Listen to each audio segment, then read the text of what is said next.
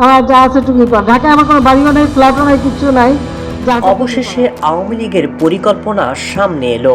দলটির রাজনৈতিক সংকট কাটিয়ে উঠতে যে পরিকল্পনা হাতে নিয়েছিল তা বাস্তবায়ন শুরু করেছে।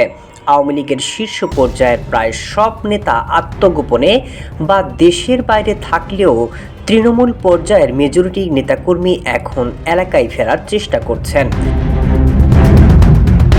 ছাত্রলীগকে নিষিদ্ধ করা হলেও মূল দল আওয়ামী লীগ এখনও আইনিভাবে নিষিদ্ধ নয়। এই সুযোগটিকেই কাজে লাগাতে তারা ছোট ছোট গ্রুপে বিভক্ত হয়ে যোগাযোগ রক্ষা করছে। বর্তমানে আওয়ামী লীগের সবচেয়ে বড় হাতিয়ার হচ্ছে সোশ্যাল মিডিয়া।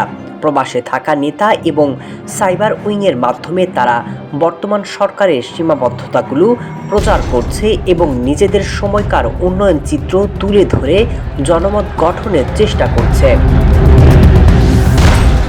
সাবেক স্পিকার শিরীন শারমিন চৌধুরীর গ্রেপ্তার এবং অত্যন্ত দ্রুততম সময়ে তার জামিন পাওয়া নিয়েও রাজনৈতিক অঙ্গনে নানা গুঞ্জন রয়েছে। অনেকেই এটিকে সরকারের নমনীয়তা বা কোনো ধরনের আন্ডারস্ট্যান্ডিং হিসেবেই দেখছেন। এটি আত্মগোপনে থাকা নেতাকর্মীদের মধ্যে এক ধরনের সাহসও জুগিয়েছে। আইনি প্রক্রিয়ার মাধ্যমে হয়তো তারা আবার স্বাভাবিক রাজনীতিতে ফেরার পথ খুঁজে পাবেন। তাদের কৌশল হলো জনগণের ক্ষোভ শেষ হওয়া পর্যন্ত টিকে থাকা এবং আন্তর্জাতিক বন্ধুদের মাধ্যমে নিজেদের গ্রহণযোগ্যতা আবারও প্রমাণ করা।